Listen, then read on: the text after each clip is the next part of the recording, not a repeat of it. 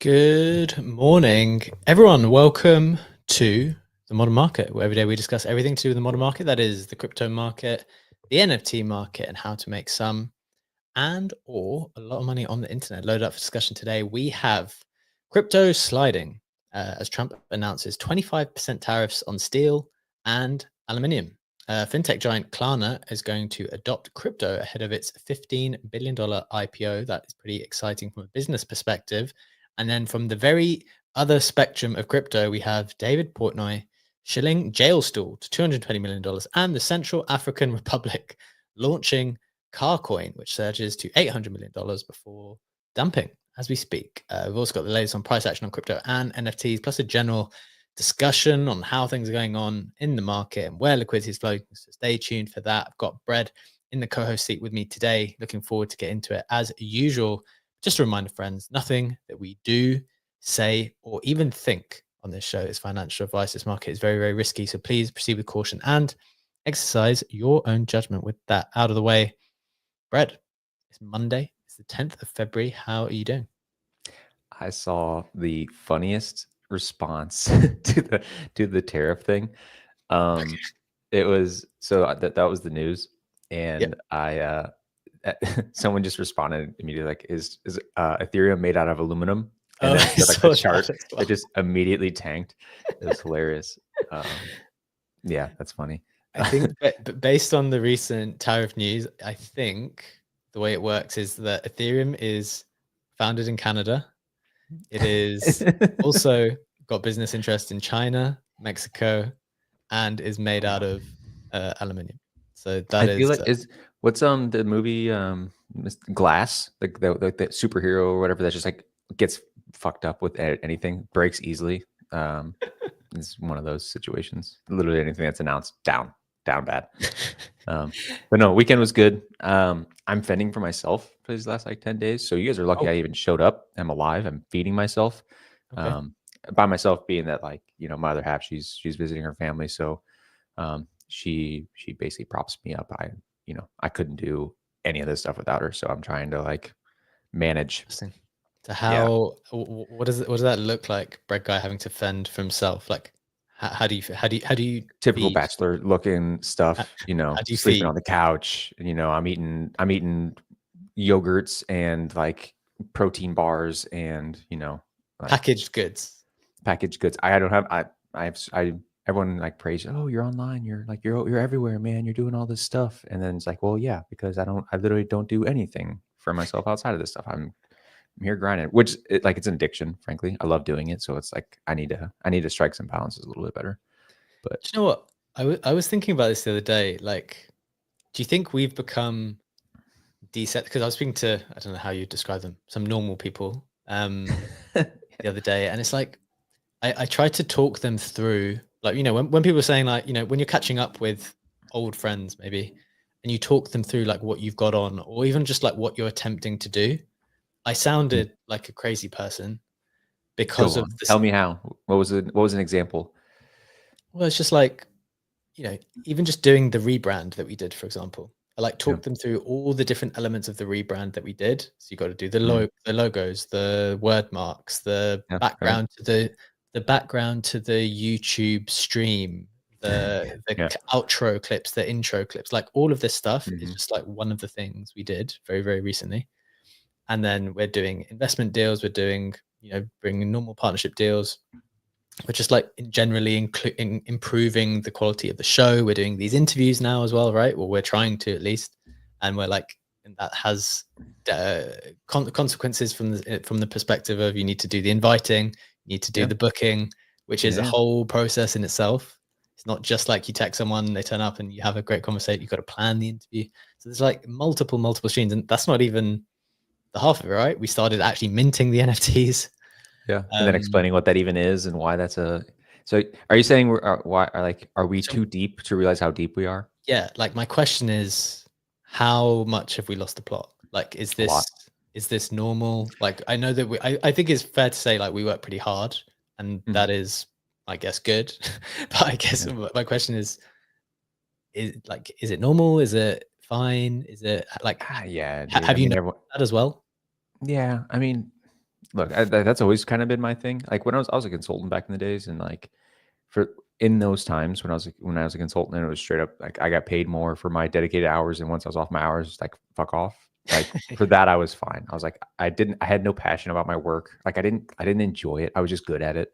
And like 4 p.m. comes around, boom, I'm out. I'm doing life stuff, and like it's to the gym, it's to the mountains, it's to whatever, or doing crypto stuff because I enjoy this stuff intellectually. And I think that's the hard part for me, is that because a lot of this stuff is so intellectually stimulating for me, like genuinely, on top of like it like also being my wage now, that it's hard to unblur the lines of like when I probably should balance the rest of my life.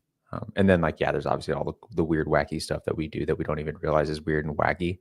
Like, man, like I remember whenever I was backpacking, walking around the world, whatever, not this past one, but like a year and a half ago, 2 years ago. And I had been in like a crypto cave for like a year and a half, just grinding with a team, trying to build a platform and stuff. And I literally remember walking around looking at people and like, these people have no awareness at all of our industry or what I do or these weird words that I say and like all of this stuff. And like that will be intensely valuable here shortly as like crypto grows, but it's a little alienating whenever you're like out and about and just realize I cannot talk to any of these people because the level of conversation that I want to have is 55 deep, 55 levels deep than like what these people have any awareness of. It's like I'm going to talk about data availability of an alt L2 versus a L1 that uses async execution, whatever, and they're just like, is crypto Bitcoin and Bitcoin crypto? Like, are they the same thing? Like, is that what crypto means, Bitcoin? Like, I can't have that conversation again. Interesting. Well, I want to expand on that question in a way a little bit later, because I think the Klarna news, I've been Yeah. reflecting on this a little bit. Like people were talking about like what it means for adoption, and just like how I feel like there's a lot of despondence or a lot of disappointment, maybe even on the timeline at the moment, because of the sheer amounts of the velocity of money moving, the pumps and the dumps, and it's like, Yeah. well, what are we even doing here? What's the point of all of this?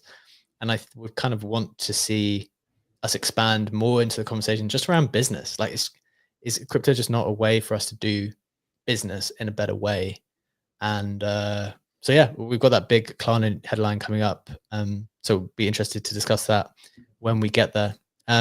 Look, let's get into the usual headlines and price action first to get you up to speed with everything that's happened in the past 24 hours. And then we're going to get into the main headlines themselves. We have Bitcoin at 97K. So despite people feeling quite despondent, doesn't sound that bad to me at the moment.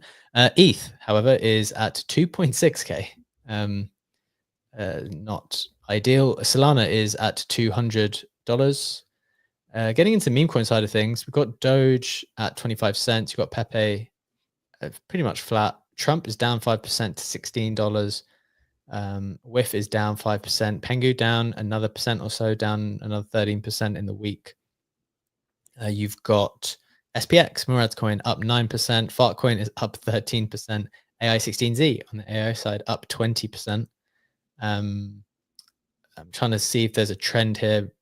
Typically always looking at memes like versus AI memes kind of thing at the moment, because sometimes they perform differently. Sometimes they're just all wrecked at the same time. Mog's down another 3%. Popcat is up 30% on the week. So it's kind of bounced. Although I saw a tweet from who was it? Oh, the Don Alt. He's a big trader, like making fun of Ansem about his like S tier, A tier, B tier, like C tier, all the memes. And Mog was the strongest. I think basically everything on the list from like Popcat to Giga to whatever's down like 80 to 95%. Like everything's wrecked. And then Mog was like negative 50%. So kudos to the shades. Yeah. It's not a great situation where the best you can do is like negative 50 or something. Yeah. But that seems to be the way to, that seems to be a win, at least on some level, if you were predominantly allocated to memes, which I hope people will not to that extent. Okay, so that's the meme coin side of things. Getting into the headlines themselves, we've got crypto sliding lower as Trump announces 25% tariffs on steel and aluminium. I'll be breaking down some of the details in that in just a little bit. We've got fintech giant Klarna to adopt crypto ahead of its $15 billion IPO. We've got some key details there about in what way they might be integrating and some general reflections. And then finally, Dave Portnoy, founder of Barstool Sports, shills jail stool to $200 million. And the Central African Republic launches the car coin, which surges to $800 million before it falls back. I don't know if you saw the video, Brad, of... I did. You did? Trying to run it like they weren't sure if it was deep fake or not. Yeah. I didn't like dive deep, but yeah. It seemed like it was definitely a candidate for being a deep fake, right? Just the way, even the background. But then I saw he met with CZ back in 2022. So like he's been in it for a little bit. Okay. Interesting. Interesting stuff. So yeah, we're doing the country coins, I guess, at the moment, or the Republic coins potentially. Getting into some other notable sales, CryptoPunk's still holding up pretty well, although they've dipped beneath 40 ETH now. Some sales taking place in the late 30s. Other NFT stuff going on. You've got Bored Apes up 9% to 14 ETH. Penguins up a few percent as well to get back above 10 ETH. Azuki still at around 3. Kaito Genesis still at 7 ETH. Pretty damn strong. I still need to sell those. You're not going to sell them. I said it at 9. I was like, I need to sell these. I didn't. I'm horrible at like the actual trading part of this stuff, but I agree with you. I just don't think you're going to do it because you're busy and you don't care enough. Yes, true. You know, I've been meaning to sell for like literally a month at this point. Whiff. I have a bag of whiff. I've been like, I need to sell this thing. I mid-curved it like, I don't know, 4 months ago. I bought it and I was like, look, man, it's kind of a thing. It's got a hat. I like the hat. Like, I'll ride it, right? This is the major. So I rotated some of the Choose Rich Nick into that whenever I, had it. And it's just, not great. Not great. Did you ever get rid of what was the rune one you had that did really well? Pups. Did you get rid of that?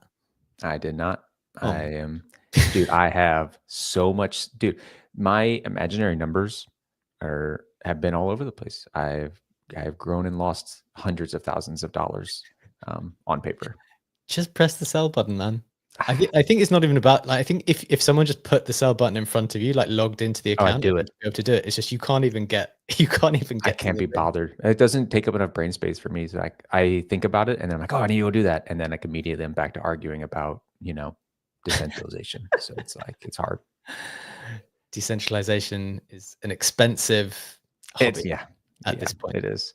I told the one that's my girl who's left me that is like I give her numbers and like I try to make her track it. So like if it hits this number, I have to sell. You have to tell me and I have to do it. And like then it's no longer my decision.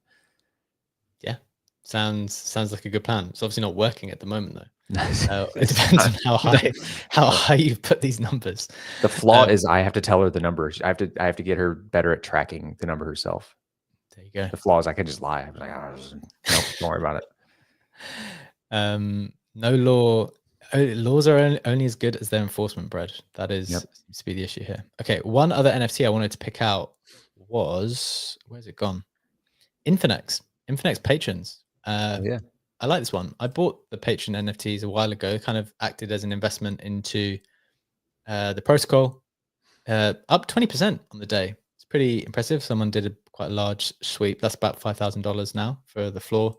These act as the kind of early stage investment into, it was kind of their community round, although not the same type of community round as Echo, for example. Like there were lots of community members allowed to participate as well as funds. But the point was, the reason why it was called a community round was because you were offered the exact same terms. So in the similar spirit to Echo, yes, there are loads of funds involved, but with some optionality around unlocks, right? Like you could pay more for faster unlocks, I think it was, right? Yeah, and so there's a bit of optionality here. Like if you wanted to lock it up for a whole year, you could. It was only $1,000 for one of these NFTs. Now they're $5K. Obviously, how do you feel about them being like obviously all of the value, like the market's trying to price in a future TGE, right? Like right now, I today. suspect so. Yeah. I mean, I don't How think do that's ever you? been said officially, but Yeah, I mean that's what everyone's like. That's what everyone's doing, right? So yeah, like now they're pricing in a TGE in the future. What do you think that does to the price action at TGE? I think this has gone like pretty under the radar at this moment. I wrote this long thread um, when I bought in September when I was in Singapore, and I think if I remember correctly, I'm just going to find it here and share it with you guys live on the show. I'm pretty sure in this analysis, what did I say? So that means on average, each NFT was bought for 1.59K, which means the FTV for the whole collection is 100,000 NFTs, only 50% of, or around 50% of which was sold to the public. I think the FTV was like 159 based Oh wow. on that.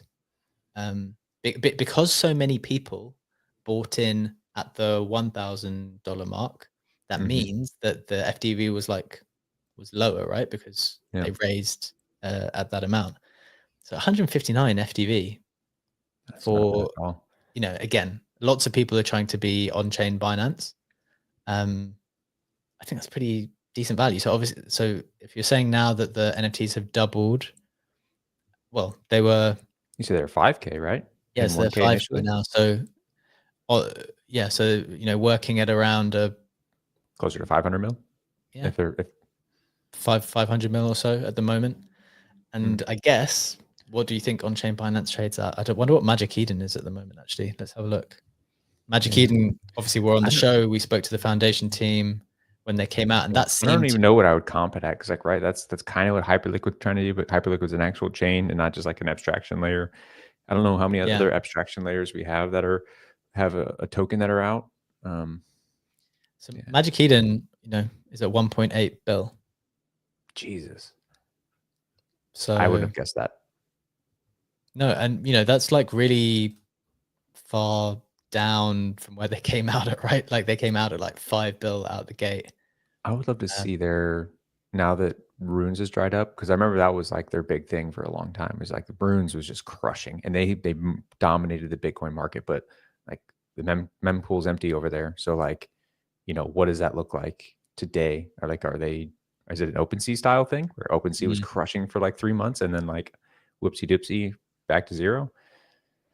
yeah, great question. I mean, they obviously did fantastically well on ordinals, right? They captured all of that attention, all of that market share, Yeah. and Yeah, they all of crushed the it. volume. I'm sure they were printing money during that time, but I think the ordinal side of things has really quietened down since then. So um, it just shows how vulnerable everyone is to like the general market conditions. Um, but yeah, I'd maybe look at Magic Eden as a comp for Infinex. But anyway, I thought I'd share that because it seems to have moved up quite a lot in the last 24 hours. Obviously, as I just said, disclosure, I invested in September. Getting into the rest of the Web3 roundup to get you up to speed with everything else that's happened in the space in the last 24 hours. There's a few other interesting bits of news. University of Austin establishes funds to buy $5 million of Bitcoin. That is good, I would say. Chain down another 15% to $5 ahead of creator allocation today. Brett, I did the classic screenshot of how much my allocation was going to be 3 days ago. And I Mhm. believe I'm now 3x down on what I claimed I was going to be getting today. But I loaded up to try to claim myself, saw I was blocked and couldn't be fucked to try to like get around it. unsurprising, Yeah. unsurprising. Um, okay, but guys, if you registered as a creator for Chain and had some allocation there, make sure you go and claim that today at some point in time. And then finally, Rapid Baby launches memecoin, pumps and dumps to 700K. I hate these bits of news; they're really tiring me out, to be honest. But there you go. I think you needed to know. Brad, did you want to come in I here? did. Yeah, I was curious about the numbers, so I went back and looked. So Magic Eden last month did about $20 million in volume on Solana specifically. And Solana specifically has taken up 80% of its overall volume. So that would imply what, like $24 million ish total volume for the month of January. 80% of it being on Solana, and Bitcoin's trending lower. It's like, latest is 6% of that's coming from Bitcoin, which it was as big as 45% back in June of last year. 45% of volume being on Bitcoin. Yeah. Yeah, it was 46, 45, Bitcoin, Solana, and then Polygon and Ethereum were 4%, 3% respectively. So yeah, it was, Bitcoin's gone down. Solana's still eating up the vast majority now. And that's like $20 million over the course of a month. In volume. It's in volume. That's not in fees. That's low, isn't it? I mean, for a $1.5 billion company, probably. Yeah. Yeah. That is interesting. I think a lot of these teams, I mean, I say that's the comp, but Infinex, for example, are not focused on NFTs, whereas Magic Eden obviously focused on NFTs first. Yeah, I think they integrated some runes swapping possibilities, whereas Infinex's big thing, and they actually released a pretty cool feature on this the other day. It's called swidging. Yeah. Which means you can very seamlessly swap between assets on one chain for another chain without needing to bridge. It's the combination of swapping and bridging, which is actually operating very smoothly at the moment. So focusing more on those assets rather than NFTs. So, there's no perfect comparison, I don't think. So the comparison with Magic Eden is not perfect in that respect. Okay, good stuff. Anything else, Brad? That's the Web3 Roundup. That's everything else. Kind of gone off on a bit of a tangent there, exploring some valuation stuff. What else is catching your attention this week? What is interesting to you before we get into the main headlines? Yeah, I mean, it's hard for me to distract myself from what we have coming up, right? It's absorbed the last week of my time. And like, if people are listening, my DMs are absolutely flooded. Like, for saying we, Magic ETH, make ETH magic again. No, all right, talking about the mint for Mega ETH, like, yeah, like I was just dealing with DMs trying to make sure that people that we like thought were in different cohorts were like showing it as valid on the website and all this stuff. So like, if anyone had some stuff on that list for the 80,000 addresses that we tried to make sure we're showing appropriately, we got like 79,000 DMs on like to check someone individually. So if it didn't cross the line, I apologize. Like, we're trying our best to make sure that everyone is accounted for. Just checking everything. So, but that kicks off here in the next few days. So trying to just square that stuff up and I's are dots, T's are crossed, that kind of thing. Like it. Pretty exciting though. Like, I'm very excited for you guys. And it looks pretty fun. Just to give people the TLDR, if there's anything that's kind of outstanding at the moment, the main guaranteed mint will be tomorrow, if I believe correctly. Correct. So that's on the 11th of February. That's for 24 hours. And then the first come, first serve aspect starts just after that. Yeah. So we're going through the actual RNG process now. So we got to publish all the addresses that'll actually get into the free, or the first come, first serve on day 2. So day 1 will be guaranteed. It'll be undersubscribed, 24 hours. Try to let people get in and do their thing. No rush, whatever. Try to figure out some bugs. We're kind of worried about like the site having issues day 2, like just load, right? Because like people refreshing, people clicking. So we're doing what we can to like mitigate that. But again, like it's barely oversubscribed relative to the amount that people got in, right? Well, RNG against the 80,000 to just like include the 30,000 that registered, maybe 40,000. I have to get the numbers on that. And then of that, they had to have an ETH in their address so that to make sure that they're actually serious about it. It's like those people are the ones that are going to get RNG'd against. And then for that, then we have like 5,000 for like, we'll say 3,500 NFTs. So it's not big, and it's for 24 hours. And yeah, so like and they all have to go through the site. So we're trying to make sure that, all that stuff is in place. They can handle stuff. Shouldn't be too big of an issue. But we're, I've run a lot of mints before. There's basically nothing you can do to prepare for this shit. We're just going to use time to our advantage. And like, look, if that day 2 kicks off and site crashes, we just extend it and say, look, we'll go for 48 hours, let people do their stuff. And then like, we just don't want to guess war. And then we'll do another RNG or whatever. So yeah, team's working on it, trying to make sure things are clean. Like it. Sounds very, very exciting. So we're looking forward to that. Of course, let's get into the main headlines then. We're going to get into the first main headline of today. Just checking, Brett, on audio. Is there no echo from? I've got like another audio thing going on in the room at the moment. You sound great. Yeah, for me. Okay, we're all good. Right, let's get into the first headline. This is the news that crypto slid lower over the weekend. It kind of sells off every single weekend at the moment, to be honest. But specifically, Trump announced 25% tariffs on steel and aluminium. This was reported by Reuters, where he said he'd introduced 25% tariffs on imports into the US on top of existing metal duties in another major escalation of his trade policy overhaul. He was speaking on Air Force One on his way to the NFL Super Bowl, and he said he will announce reciprocal tariffs on Tuesday or Wednesday to take effect almost immediately, applying them to all countries and matching the tariff rates levied by each country, he said. And very simply, it's if they charge us, we charge them, Trump said of the reciprocal tariff plan. The largest sources of US steel imports are Canada, Brazil, and Mexico, followed by South Korea and Vietnam, according to government and American Iron and Steel Institute data.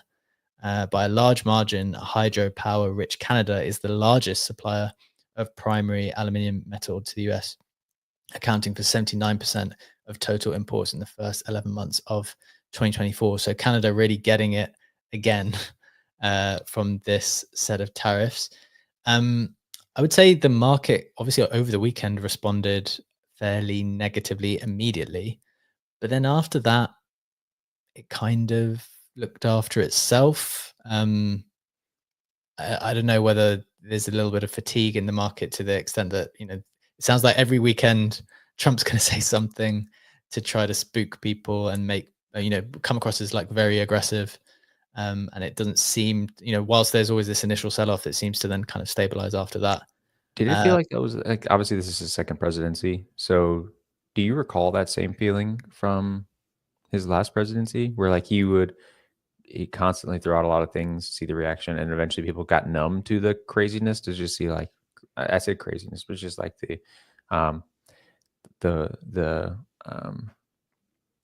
broad, well, it's not crazy. It's just like the broad application of him just like saying whatever comes out of his mouth, right? Whatever he wants to say, just to like get reactions out of people. I can't recall if like I remember feeling numb to it at any point, or it felt like the market felt numb to it last time, where like the Overton window had shifted so far that people were just like, yeah, it's just what he does, and then like we'll figure it out, kind of thing. Because like the words themselves start to lose meaning, and then you're like, okay, well, when the action comes, then that's when things happen. It's like, oh, we're going to pull out of the agreement. Oh, okay, well, we'll see. Like if he actually does it, and then like, okay, he's actually doing it. And like, how now we got to handle this thing. Whereas like 40% of the time, that second thing never comes. I can't remember precisely. I wonder whether my memory is correct here. The thing that I think that happened, and I'd be happy for anyone to correct me if I'm wrong, is that I think the market always people responded in a way that was like, oh my God, this is going to be really bad initially, because he always says such outlandish things and there's like always a reaction to that.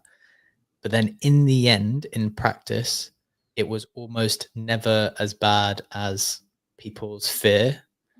And if anything, sometimes things just got resolved. So like the thing that I always remember is, if I remember correctly, again, like the North Korea situation was genuinely a fear at the time.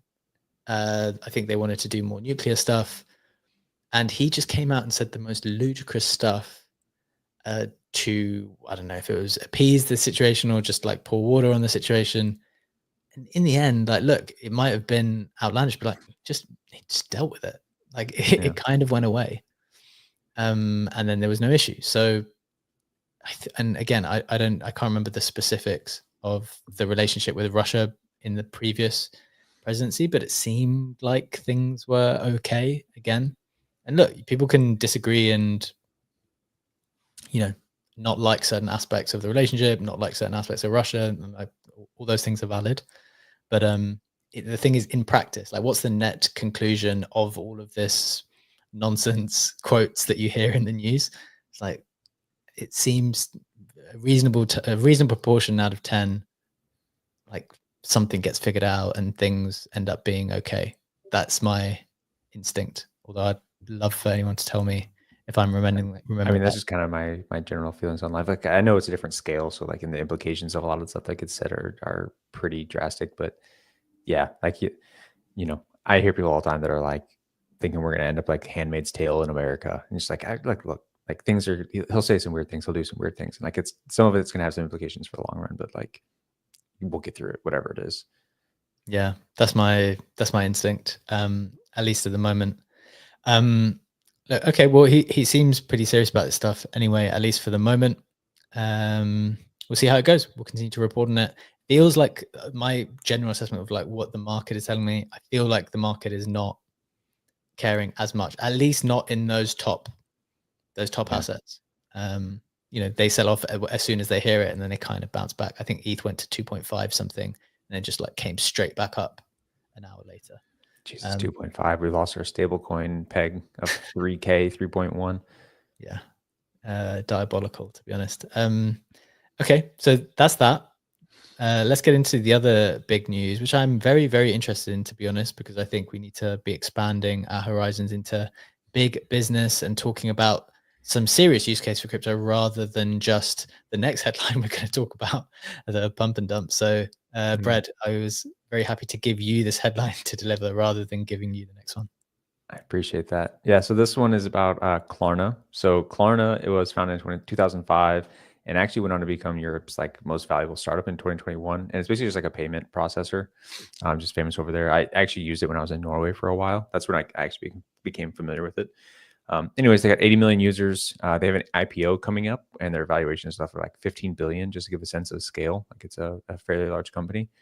Yeah, and so this past week, I actually don't know the exact day on it, but this past week, last few days, they just came out and said, "Hey, we're doing crypto. Right? Crypto is payments. That's what we handle at checkout stuff. We want to do crypto."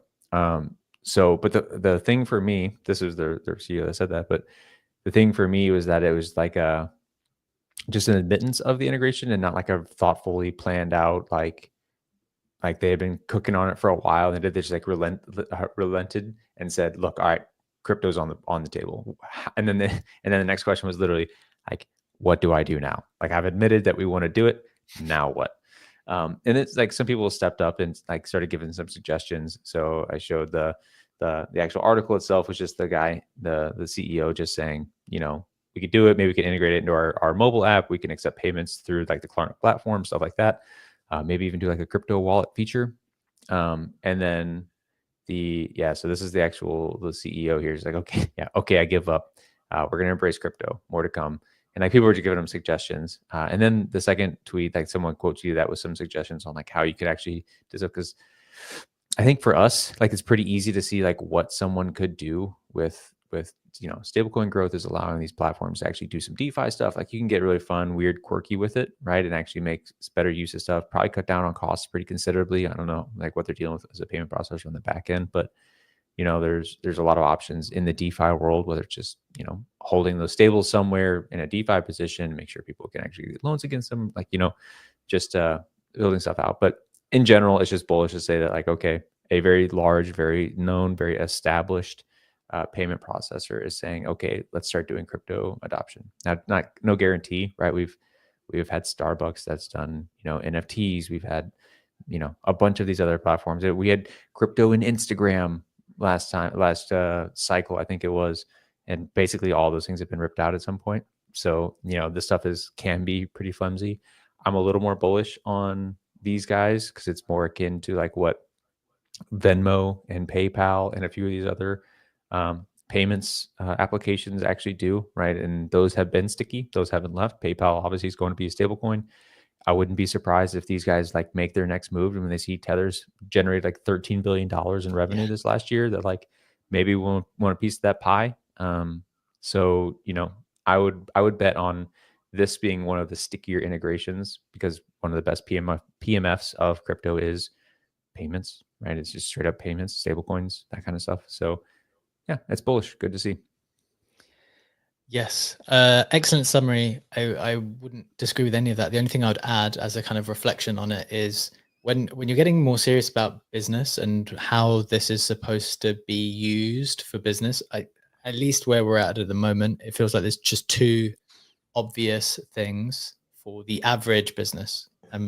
Obviously, Klarna is not an average business, but in general, Well, they the serve two marketplaces, right? Or like front ends, right? So they, they're not the business, but they can set up the use case for the business, right? So if you have a exactly. Klarna front end, you can do the payments. Exactly. So the two core things that I'm seeing being suggested, both of which, well, one of which definitively makes sense, and the other one is like an option, is one, stablecoins. Get Mm. onto the stablecoin payment rails. That's just going to open you up to, I think, potentially more higher numbers, because hopefully that reduces friction, lower costs, because I think that you'll Yeah. probably be saving some on the I mean, if you could shave off 2% from credit card payments for a front end store, that's huge, right? Like, yeah.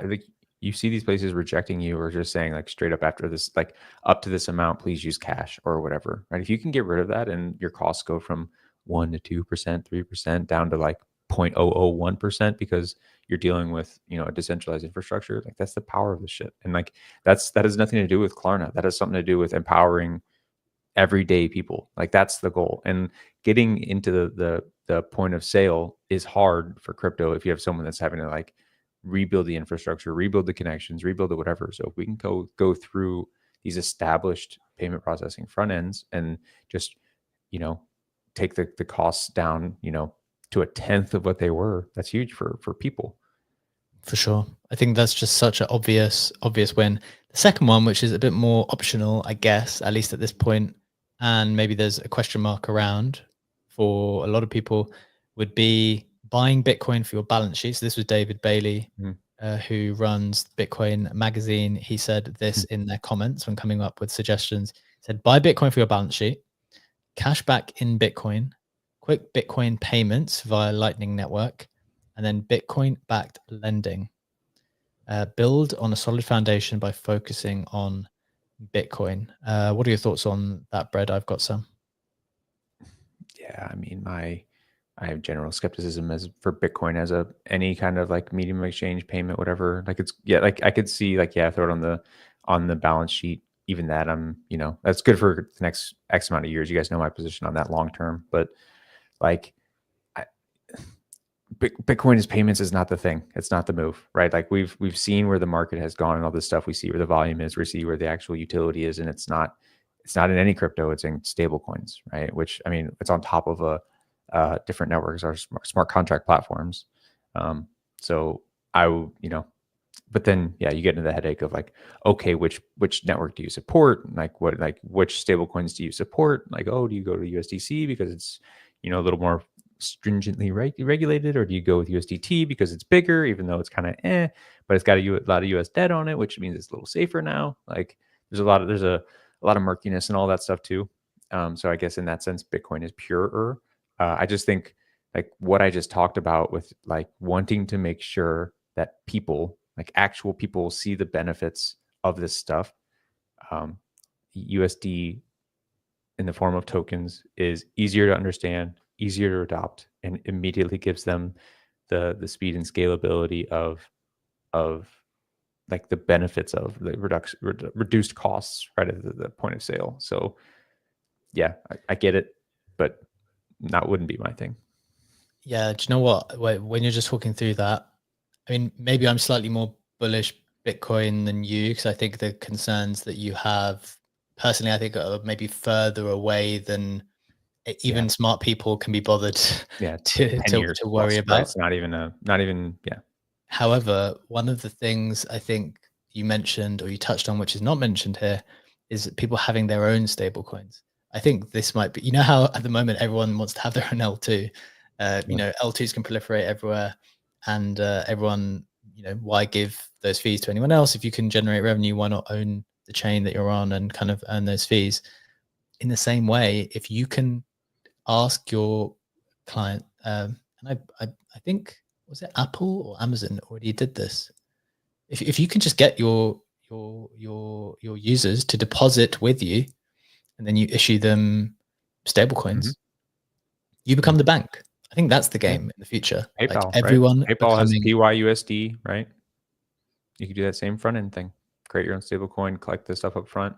Yeah, you can transact in your own stuff. You don't have to worry about the weird like 65 versions of USDT and USDT zero proliferated throughout like 92 L2s, but not Solana, but yes on mainnet, like all that weird shit. You can pick and choose your winners over there. Maybe you just do it all on base because it's a institutional player. But yeah, I mean that's a win-win because like now, okay, that like Klarna steps in and says instead of reducing costs to a tenth, we reduce it to a fifth of what we would do, and then we're going to collect the X amount on top of that, or then yeah, like take that position and literally just sit on it and use become the bank, right? Make money through using that somewhere. I like that phrase. Just, I think a lot of people might have the option to become the bank, and stablecoins, I've just said for a while, just the best business model. I don't know whether Tether and USDC are now so far ahead of the game that it's going to be very, very, I mean, I think PayPal have had a really hard time trying to Yeah. like get in, and Yeah, they even came with in, their distribution, right? yeah, they came in and really reducing the yields on Solana, offering people as high as 20% to hold that asset and lend it out on Drift and Camino. And I think as soon as those yields dropped, people have moved away. I would need to double check that, but it's going to get harder and harder to break the stranglehold. But someone, I think, will definitely try to do it, and they'll try to do it because the game is so profitable. If Tether keep posting that they keep making billions of dollars every single quarter just from holding people's assets and buying Bitcoin with it, and then just putting it in treasuries, like someone is going to continue to try to crack that. That stranglehold that those few people have on the market. Yeah, I mean PayPal's getting dunked on right now. The PYUSD is 560 million, roughly 580 million in market cap, and And has then that dipped down? Did it go higher than that? It went higher than that at one point, right? yeah, let me check. But like even like dude, that's a nothing burger, right? Tether's at 140 billion, Yeah. USDC is at 60 billion, Athena 6 billion, Dai 4.5 billion, Sky the rebranding 4.1 billion. Then there's like usual USDT, like all these weird ones that are all in the like billions or high triple digit millions, and then you have PayPal at 10th of PYUSD. So, but it's up 13%. Oh wait, no, that's over the minute. Not worth it. Up 18% over the last 7 days. Interesting. Okay. Well, always interesting to reflect on the proper business use cases for crypto. And to be honest, I wonder whether in the next year, it feels like we've just started the year, even though we're in February, I would kind of like to focus a little bit more on the legit use cases of crypto. I don't know whether we've opened the door to have the entirely illegitimate uses of crypto, and we'll have these two things juxtaposed against each other for the whole year. Like you'll have, because the regulatory door has been opened, we'll have like the best use cases, and then we'll also have the absolute worst side by side. And in the spirit of demonstrating that, that, yeah. moving into the next headline, which is Dave Portnoy, founder of Barstool Sports, shills the memecoin jail stall to $220 million. People were saying that he's done more for the coin than any other founders. I think within 24 hours or so, He he leaned into it had hard. He was made walking some around doing merch. videos. Oh, Made yeah, he some made merch. merch on it. He got it put on the exchange. I saw he's on like Kraken, I think. I don't know if, like how much he had in that, but like, yeah, man, it was a lot. So, I mean, there was a lot of rumors over the weekend that either him and Kanye West were going to drop coins. Choose Rich Nick maybe subverted the whole process by coming out and calling it out ahead of time. I don't know exactly what happened there, but in the Remember, end, he went on Portnoy's show back when he yeah, had the Choose Rich token, yeah. which has only been down only, by the way, zeroed out. Yeah, he did. So it was interesting for him to break that. Portnoy has been taking taking the proceeds of merch and buying this jail store. Even as recent as 10 hours ago, he said just put 20K into jail store from merch sales. Before that, put 40K into jail store after the halftime presser. So he's just creating a flywheel. So he's got it going. He's just that's hilarious. I mean, it's not a great firewall though. Like looking at the chart at the moment, I think it went as high. Yeah, I mean, what's 20K buy pressure, with all the logistics and the headaches of all that stuff, just so his bag can go down from, we had like 6 million at peak. Now it's probably, it looks like it's what, just guessing, 2 million, 3 million, whatever. Yeah, I don't know how deep liquidity is, probably not deep. Yeah, he'll learn. 3.4 mil of liquidity, 70 million FTV now. Yep, he'll learn. It'll go the way of Iggy. What's mother at? She's got a whole telecom industry propping up her stuff, and that's I'm pretty sure that's probably going the same way the dodo. I thought he actually tried pretty hard relative to other people, to be fair. Yeah, I mean, this is yep, very, and it very loaded. It was encouraging for half a second, and then the rest of the chart loaded, and like, oh, it's it's up a little bit in the last X, but I think I bought this thinking it was undervalued at around 60 million. what are we at now? Yeah, this is undervalued relative to the rest of the market. Maybe sold at 70. And now it's at 7. Is this at 7? Wow. Yep, 7. Look, that's obviously the way it goes. A bit confusing to see Portnoy kind of acting confused about what was going on. A lot of people, I think he's done this before. This is not his first rodeo in crypto. Which I guess is opening the question. Just like, is this? Yeah, he was shilling. Remember, he had a big presser about was it the moon, Safe Moon?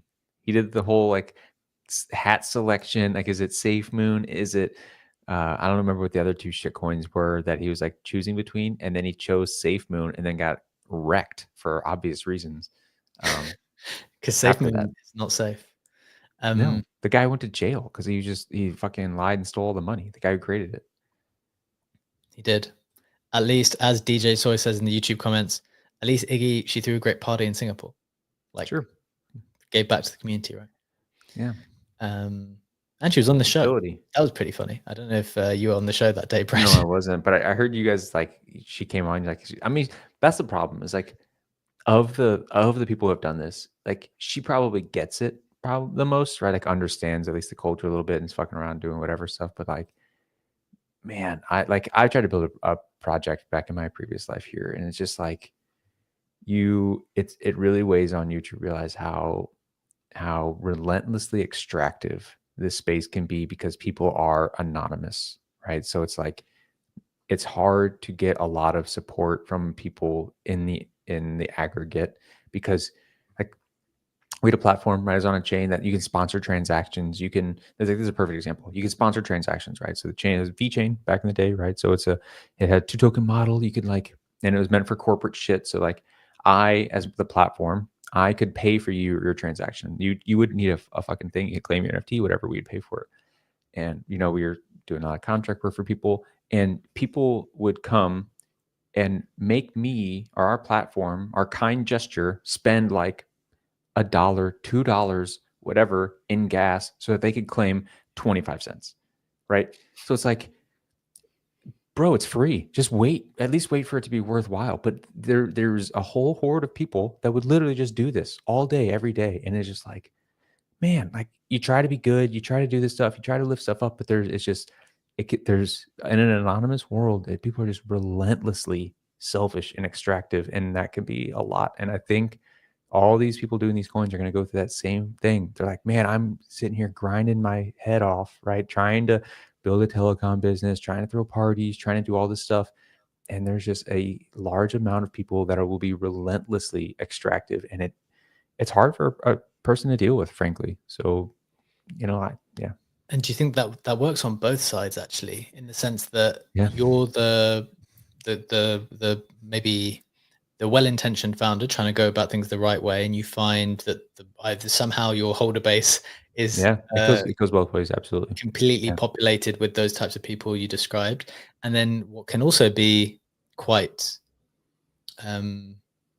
disappointing or deflating is when you see these other people maybe come into the space after not putting in the time in the way that you have, not trying even to go about things the right way, and then achieving some kind of stratospheric success. Now, I don't think if you were the well-intentioned, well-oriented founder, I don't think you would look at something that like what Portnoy is doing right now, or what, I don't know, which country was this again? The Central African Republic.